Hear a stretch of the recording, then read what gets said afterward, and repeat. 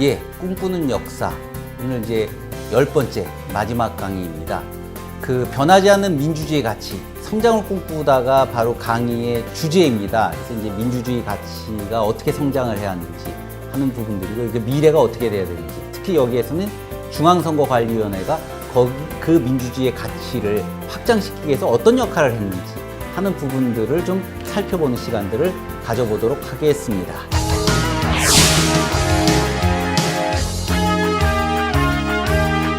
자, 사실 민주주의 가치라는 게 뭘까요, 도대체? 그리고 그게 왜 중요할까요? 하는 얘기입니다.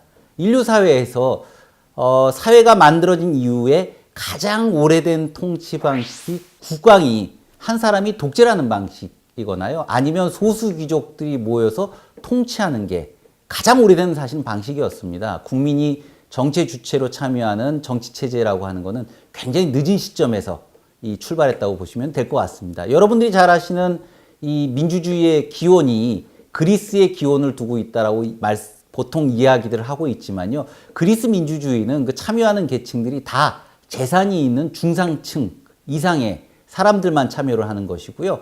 또 거기엔 당연히 여성도 포함되지 않았었습니다. 그래서 모든 국민에게 참정권이 보장되는 것이 아니었기 때문에 지금의 민주주의와는 분명하게 차이가 있는 것이고요. 어쨌든 투표제, 우리가 이제 이 보통선거로 하고 있는 이 투표제라고 하는 부분은 근대 국민국가 이후의 산물이라고 보시면 될 것 같습니다. 그리고 또 하나 민주주의의 가장 중요한 원리 중에 하나는 입법과 행정과 사법이 각각 분리되고 서로 간의 견제와 균형의 원리를 갖고 발전해 온다는 사실입니다. 전근대 시대에는 그런 부분들이 충분히 이루어지지가 않았던 거죠. 그래서 이런 가치들이 어떻게 발전해 오고 왔던가 하는 부분들을 이제부터 살펴보는 시간을 좀 갖도록 하겠습니다. 그래서 지난 시간에 보셨던 것처럼 한국의 최초의 보통선거는 5월 10일 총선거였습니다. 좀 말씀드린 부분들도 있긴 하지만 프랑스나 이탈리아나 일본 등 같은 경우도 제2차 세계대전 종전 이후에서야 이 보통선거가 도입된다는 점에서 사실은 한국이 그렇게 늦은 편은 아니었던 것이고요. 어떤 분들은 이 보통선거 자체가 미국에 의해서 이식된 것이라고 주장하시는 분들이 있습니다. 물론 형식적으로 볼 때 그 얘기가 꼭 틀린 것은 아닙니다만, 분명히 보통선거가 들어와서 공화정이라고 하는 형태로 자리를 잡게 된 것은 이미 1910년대 이후로부터 한국의 독립운동가들이 선호하는 정치 형태로서 이 공화정이 있어 왔기 때문에 이런 것들이 가능하다고 보시면 될 것 같습니다. 즉, 대한민국 임시정부가 3.1운동 이후에 만들어지게 되고요. 이 대한민국 임시정부가 지향한 것이 보통선거입니다. 이런 역사적 전통이 있어 왔기 때문에 특이하게도 조선 왕조가 거의 망한 이후로부터 아주 소수는 있을지 모르겠지만 왕조 국가를 부활하자고 하는, 또는 영국이나 일본처럼 이 이른바 입법군주제를 하자고 주장하시는 분들이 한국 사회에서는 일제강점기 시대에 거의 등장하지 않는 게 아주 중요한 역사적 특징 중에 하나라고 보시면 될 것 같습니다. 이거는 다른 나라에 있지 않은 아주 중요한 특징이라고 볼 수 있겠죠. 자, 어쨌든 5월 10일 총선거를 통해서 이제 재헌국회가 만들어지게 되고요. 이들 국회의원이 대통령을 선출하는 그런 구조로 이 대한민국 정부가 출발을 하게 됩니다. 이때 5월 10일 선거 당일의 분위기에 대해서 이 한국에 왔던 외신 기자의 묘사를 보게 되면 당시 선거 분위기를 좀 이해할 수 있습니다. 제가 좀 말씀드리면 이렇습니다. 서울에서는 수천 명의 경찰과 이 특별 임명된 민간인들이 미국 군대 지원하에 중요한 도로와 교차장에 바리케이트를 설치했고, 각 건물이나 골목 입구에는 경비대가 배치됐다. 민간 경비대원은 도끼자루, 야구 배트, 곤봉 등을 휴대하고 있었고, 모든 조선 경찰은 미국 카빈총으로 무장했다. 선거일은 휴일이나 분위기는 계엄화의 도시와 같았다. 조선 부인들은 보통 평일에는, 그러니까 또는 일요일이나 기타 휴일에는 황색이나 녹색의 신선한 의복을 입었는데, 이날은 흐릿한 황백색 의복 또는 바지를 착용하고 투표장으로 가면서 가만가만 주위를 살피는 기색이 있었다. 사실은 아마 이분들이 투표장에 간다는 것 자체가 처음 있는 일이고요. 도대체 이게 뭔가 하고 굉장히 어리둥절했을 겁니다. 남성들과 똑같이 자기 권리를 행사한다? 아마 그런 개념이 없으신 분들이 상당히 있었기 때문에 주위를 이렇게 살피면서 가는 분위기, 그리고 이렇게 이제 굉장히 계엄처럼 삼엄한 분위기로 이 당시 분위기가 깔렸던 건 이유가 있었습니다. 당시에 좌익 진영 내에서는요, 이 바로 5월 10일 선거에 대해서 반대를 하고 있었습니다. 그래서 조선노동조합 전국평의회, 보통 이걸 약자로 전평회라고 얘기를 하는데요. 이 노동조합 평의회에서 5월 8일 날 이 투표에 반대하는 총파업을 벌이게 되고요. 이게 총파업만 벌어진 게 아니라 당연히 무력 시위 또는 이게 굉장히 이제 뭐 약탈, 방화 뭐 이런 부분까지 번지게 되고요. 그 여파가 동아일보 사옥에 대해서 방화 사태까지 벌어지게 되니까 혹시 선거를 방해하려고 좌익이 이 선거장에 어떤 문제를 일으키지 않을까 하는 것 때문에 경찰이나 미군들이 쫙 깔려서 마치 계엄과 같은 그런 분위기를 연출했다고 보시면 될 것 같습니다. 당시 이 남한 내의 등록 유권자가 748만 871명입니다.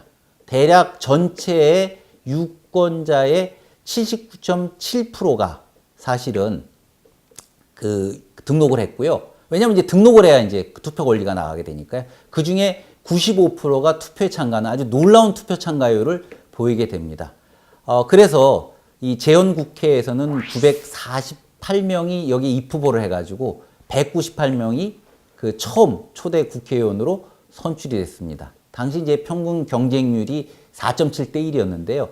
원래는 국회의원을 저희가 200명을 이제 이 남한의 의석으로 잡아놨었습니다. 선출을 해야 됐는데 마침 제주도에서 이 총선거 등 기타 등등과 관련돼 가지고 이 4.3 사건이 발생을 하게 되겠죠. 이거는 이제 이 무장해서 그 4월 3일 날 이 폭동이 일어난 것으로 제주도 경찰들이 파악을 해서요, 많은 양민들이 죽게 되는데요. 이런 사태가 진정이 되지 않았기 때문에 당시에 제주도에 배정되어 있는 두석은 이 뽑지를 못했었습니다.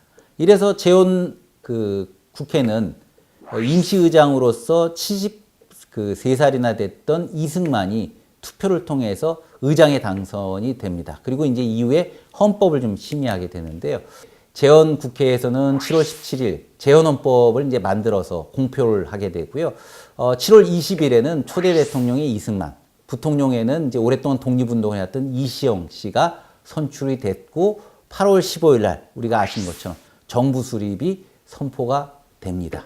아마 그 해방 3년에 딱 맞추어서 정부 수립이라고 하는 부분 자체가 이루어졌던 것 같습니다. 이후 이제 한국민주주의 학사는 중앙선거관리위원회 역사하고 같이 좀 알아봄으로 인해서 어떻게 확산되는가를 우리가 살펴볼 수 있을 것 같습니다. 사실 이제 중앙선거관리위원회 자체의 역사를 좀 보시게 되면 미군정 시절이었던 1946년 8월 24일 날 조선과도입법위원회의 창설이라고 하는 법률이 이제 마련됩니다. 말하자면 정부는 지금 있을 수가 없고요. 일단 임시정부를 만들어야 되니까 거기에 관련된 입법위원들이 좀 필요하게 되고요. 거기에 관련된 법률을 이제 46년도에 제정을 한 겁니다. 그래서 임시입법기관으로 조선과도입법위원이라고 하는 정부기관을 만들게 되고 이 의원은 90명이 정수입니다.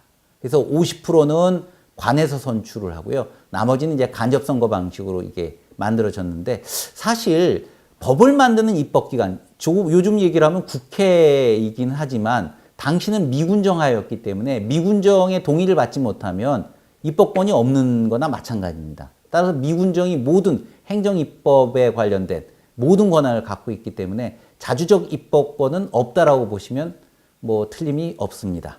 이후 입법의원, 의원선거법이라는 게 1947년도 9월 3일 날 이제 제정이 되고요. 이게 이후에 국회의원 선거법의 모체가 되게 됩니다. 자, 이 법에 따라서 행정수반은 선거일 80일 전에 선거관리기관인 중앙선거위원회를 조직하도록 해놨습니다. 그리고 그 아래는 몇 개 위원회를 만드는데 이제 도단위가 필요하니까 도선거관리위원회, 그리고 선거구 선거위원회, 투표구 선거위원회, 투표분구 선거위원회 등등을 조직하도록 이렇게 만들게 됩니다. 근데 이때의 특징은 분명히 이게 이제 선거 있을 때만 만들어지기 때문에 임시기간이라고 하는 그런 특징을 가지고 있다고 보시면 될 것 같습니다. 어쨌든 이 만들어진 국회 선거위원회 경우에서는 일단 의원으로서 15명을 만들도록 했고요. 그러니까 15명이 이제 참여하는 거죠. 위원장은 위원 가운데 서로 간에 이제 합의를 해가지고 추대를 하는 형태. 그런 방식일 것이고, 남조선 과도정부 행정명령에 따라서 이제 일단 위원장 부분들은 이제 여기에 같이 결합해서 임명이 됩니다. 그래서 당시 위원장은 대법원 대법관이 담당하는 것으로 일단 관행이 만들어집니다. 그리고 이 조선과도입법위원회 사무처를 선거위원회 보조기관으로 이제 규정을 해놓게 돼서 선거 관리에 관련된 각종 사무들을 처리하도록 해 놓았습니다. 즉, 이 행정부에서 또 일부 이 일하는 사람들을 이제 지원받아서 여기에 이제 이 그 조직에 넣어서 선거를 치르게 했다라고 보시면 될 것 같습니다. 그래서 선거위원회에 이제 그 당시의 위원 내정자로 보게 되면 장면, 김범린, 현상윤 같이 당시에 이제 명망가분들이 많이 참여를 하게 되는데요. 이제 장면 씨 같은 경우에는 나중에 이 제2공화국 시절에 이제 이 총리를 지냈던 분이고요. 김범린 같은 경우에는 나중에 이제 대법원장을 지냈던 분이고, 현상윤 같은 경우에는 이분은 이 초대 이 고려대학교 이 총장을 지내신 분이고, 이 학식도 굉장히 많은 그런 분이시기도 합니다. 그래서 이런 분들로 이제 구성이 되었었습니다. 재헌국회에서는 어쨌든 이 국회의원들이 임기가 2년이었기 때문에 2년을 마치고 1950년 5월 30일 이제 드디어 두 번째 국회의원 선거가 실시가 되게 됩니다. 이게 이제 대한민국 정부의 입장에서 보면 첫 번째 선거인 셈이죠. 왜냐하면 이제 정부가 만들어진 이후에 처음 치러진 선거이기 때문에 그렇습니다. 자, 이 선거 당시에 국회의원 선거법을 만들게 되는데요. 이게 어떻게 보면 최초의 선거법입니다. 그 특징을 보게 되면 과거의 국회의원 선거위원회가 이제 중앙선거위원회로 명칭이 변경이 됐습니다. 그리고 15명의 위원이 9명으로 줄게 되게 되는 거죠. 그리고 이 위원을 임명하는 부분들도 이 법으로 만들게 되게 되는데요. 대통령이 이제 위원을 위촉을 하게 되고, 위원장은 대법원 대법관에서 위원회의 호손으로 선출하는 방식이 바뀌게 됩니다. 그래서 당시에 위원장은 조용순 대법관이 맡았었습니다. 자, 그런데 이제 문제가 생기죠. 1960년 3월 15일에 치러진 대통령과 부통령 선거입니다. 이게 잘 아시는 것처럼 굉장히 공공연한 이 부정선거인 셈이죠. 이게 당시에 여당이 이제 자유당이었습니다만, 이 부정선거가 각종 다양한 방법을 동원해서 이루어지게 됩니다. 뭐 예컨대 표를 무효화시키기 위해서 이 사람들을 뭐 이제 안에 그러니까 야당표 던지는 사람 표 부분들에 대해 가지고 이제 뭐 도장을 여러 개를 찍게 만든다든가, 뭐 또는 뭐 기표소에 들어갈 때 서로 감시를 위해서, 지금 말도 안 되는 얘기지만 2명을 기표소에 같이 들어놔서 서로 감시해서 누굴 찍나를 보게 만든다든가, 뭐 이런 부분들입니다. 그러니까 야당과 국회의원들은 이런 부분에 대해서 크게 저항을 하게 되고요. 이게 잘 아시는 것처럼 4.19 혁명으로 이어지게 됩니다. 그 결과 이승만 대통령은 이제 하야를 하게 되고 하와이로 망명을 떠나게 되고요. 부정하게 당선됐던 부통령 이기붕 씨는 그 일가가 아주 비극적인 최후를 맞게 되는데 전부 자살을 함으로써 제1공화국이 끝나게 됩니다. 이래서 이제 제2공화국이 출범하게 되는데요. 1960년 이제 8월 말쯤 허정 씨가 이 수반이 된 과도정부가 출범을 하게 되는데, 이거는 과거의 대통령제의 문제를 경험을 했기 때문에 대한민국 역사상 처음으로 내각 책임제에 따른 헌법을 만들게 되고요. 내각 책임제를 시행을 하게 됩니다. 자, 그래서 이 개정헌법에 따르게 되면 선거 관리를 이제 공정하게 한다는 게 얼마나 중요하다는 건 다 인식을 했습니다. 그래서 중앙선거위원회를 둔다라고 하는 규정을 헌법 조항으로 아예 넣게 됩니다. 그리고 중앙선거위원회 조항이 이렇게 만들어진 것과 더불어서 조직이나 위원장 선출 방식도 아예 법적으로 분명하게 명문화시켜가지고 이 지위를 분명히 이제 독립적으로 부여하는 게 좋다라고 생각을 합의를 하게 됐기 때문에 아예 선거관리위원회, 즉 중앙선거관리위원회 자체가 헌법에 규정된 독립기관으로서의 지위를 따로 갖도록 규정된 게 이때 처음의 일입니다. 그 이전까지만 해도 선거가 있으면 임시로 조직됐다가 해체됐다가 했는데, 드디어 이제 공정한 관리의 중요성 때문에 독립기관으로 만들어 놓은 것이죠. 이건 분명히 뭐 민주주의의 진전이라고 우리는 그렇게 이해할 수 있을 것 같습니다.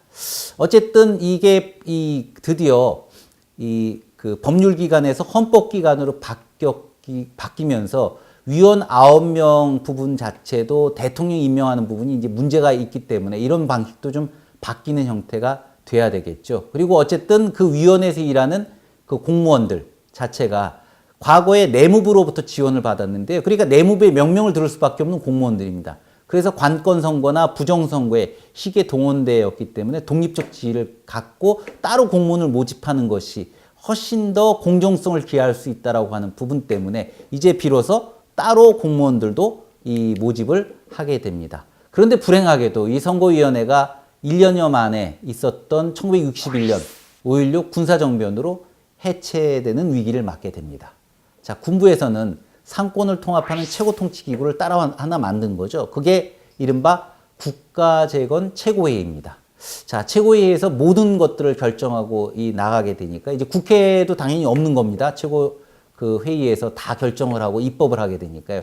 그렇지만 이 그 군사통치기간이 오래 지속될 수 없기 때문에 62년부터는 이제 그러니까 이제 민간으로 통치권을 이양하는 작업들이 슬슬 진행이 되기 시작하고요. 그에 따라서 헌법기관이었던 선거관리위원회 자체를 이제 두려고 하는 논의들이 벌어지게 되고 그 결과 중앙선거관리위원회 자체는 다시 만들어지게 됩니다. 대통령이 임명하는 2사람, 국회의원이 선출하는 2사람, 대법원 판사회에서 5명을 선출하도록 되어 있어서요. 종점처럼 9명은 맞습니다. 그렇지만 이 중앙선거관리위원회 위원 자체도 가능하면 상권분립의 원칙에 충실하도록 그렇게 이제 이 구성을 하도록 만든 거죠. 행정부에 2, 국회에 2, 대법원에서 5입니다. 물론 이제 대법원 쪽에 더 비중이 가 있긴 합니다만 이건 당연히 법을 다루는 분들이 좀 더 많이 필요하기 때문에 5명을 넣을 수밖에 없을 것 같습니다. 그리고 이들 위원회 임기도 5년 연임을 보장을 해주고요.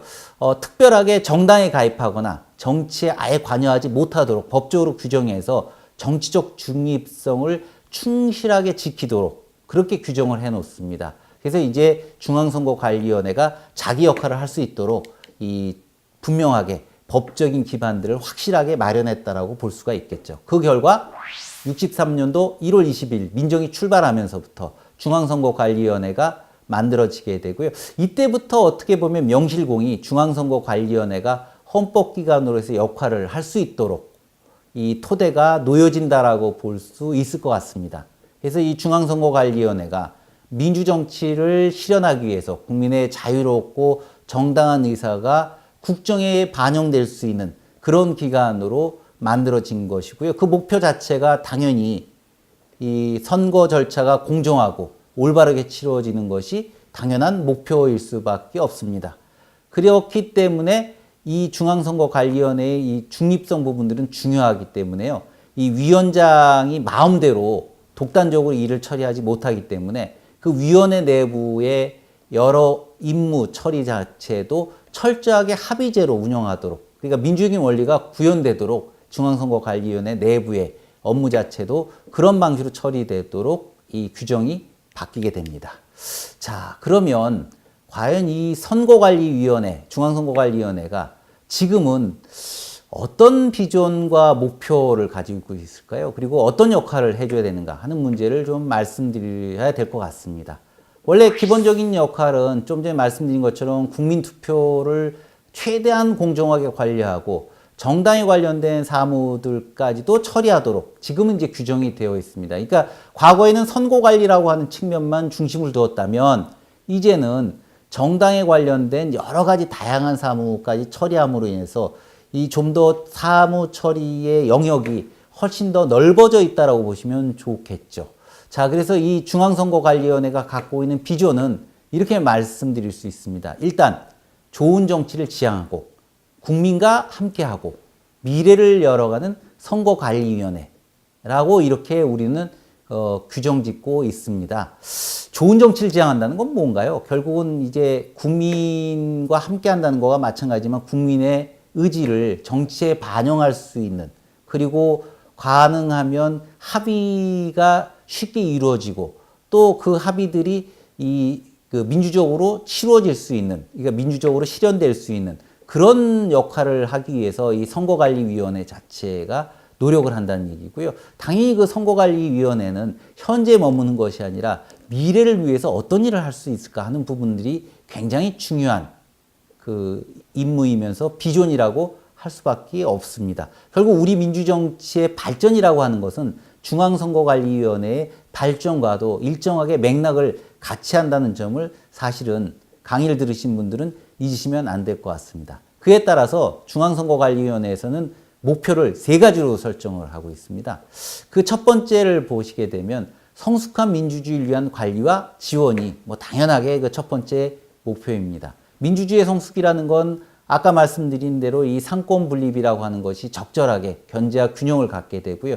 또한 직접적으로 참여하는 국민들이 참정권을 제대로 행사할 수 있도록, 그리고 공정하게 선거가 이루어질 수 있도록 그 업무들이 이루어져야 되게 되고, 그것이 잘 이루어지면 민주주의가 성숙한다라고 볼 수가 있을 것 같습니다. 당연히 그 목표에 따라서 이 유권자 중심으로 이 선거 사무가 이루어질 수 있도록 중앙선거관리위원회가 열심히 노력을 하고 있고요.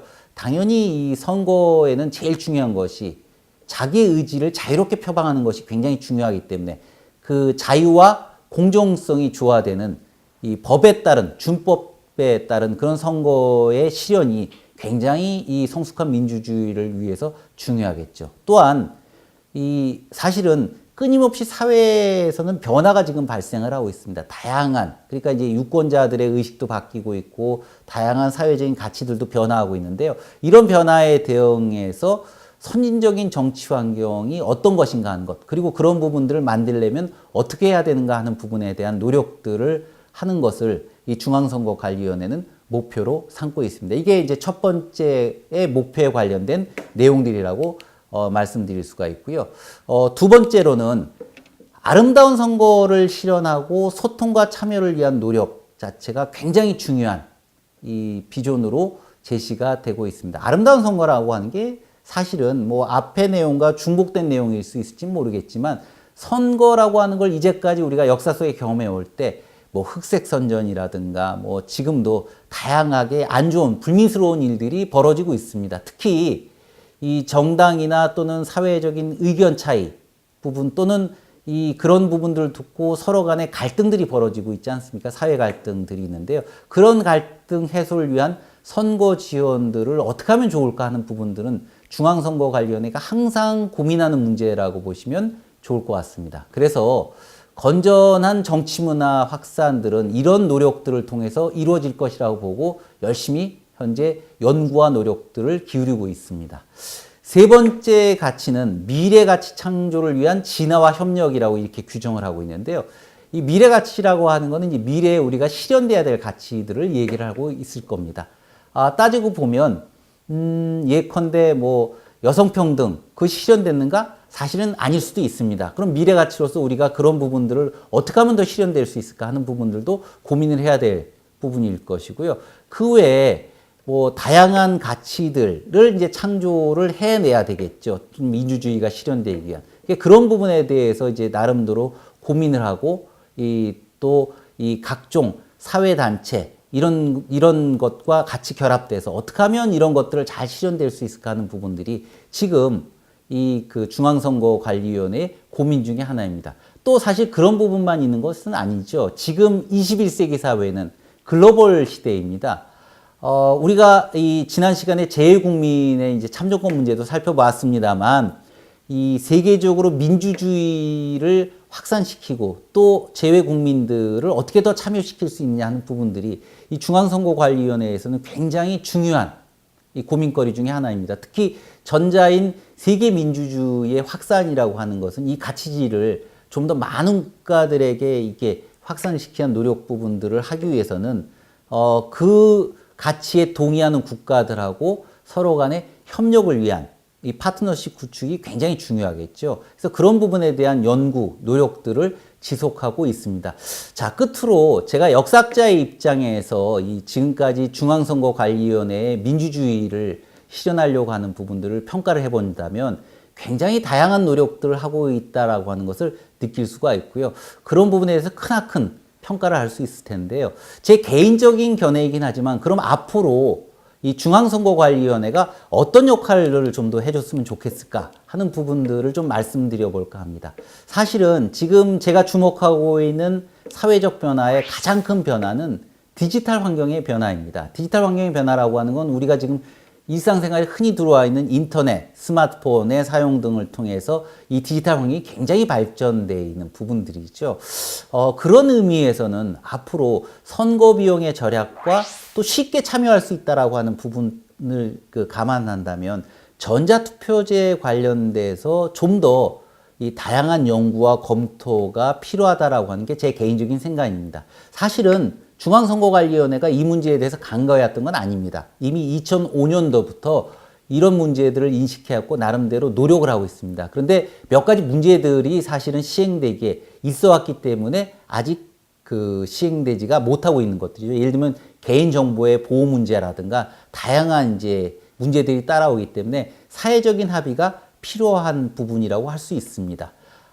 어쨌든 그런 이제 공정성을 실현하고 이런 이제 디지털 환경을 이용해 투표했을 때 생기는 이 사고 가능성에 대해서 다양한 연구들이 좀 더 진행되고 이루어진다면 사실은 미래 세대라고 얘기하는 세대들은 이 디지털 환경이 너무 익숙하기 때문에 투표장에 가는 것 자체도 귀찮아하는 그런 세대들이 꽤 많이 있습니다. 또 저도 이번에 2017년도 선거를 치르다 보면 집으로 선거에 관련된 홍보물들이 도착해서 살펴보게 되는데요. 그거 잠깐 살펴보다가 없애버리면 나중에 제가 이제 막상 참여를 하게 되면 어떤 후보를 이제 찍어야 되지 하는 부분에 대해서 알 수 있는 부분들은 다시 인터넷 들어가서 막 찾아봐야 되고 그렇습니다. 그래서 이런 부분들을 감안하게 되면 그런 홍보에 관련된 자료도 디지털로 만들어서 이 개인에게 준다든가 뭐 하게 되면 훨씬 더 선거에 대한 효율성도 높일 수 있고 비용도 절약될 수 있는 그런 이제 장점도 있을 것 같습니다. 그 외에도 중앙선거관리위원회가 지금까지 다양한 연구들을 또 외주를 주고 있고 또 내부에서도 연구부가 있어서 연구부라는 조직이 있어서 연구를 하고 있습니다만 앞으로 더욱더 많은 연구, 다양한 사회적 요구에 따른 연구들을 해본다면 좀 더 중앙선거위원회가 변화하는 민주주의 가치에 따라서 이 실현 부분에 좀 더 접근할 수 있지 않을까 하는 생각이 제 개인적인 생각입니다. 자, 이상으로서 마지막 강의를 마치도록 하겠습니다. 감사합니다.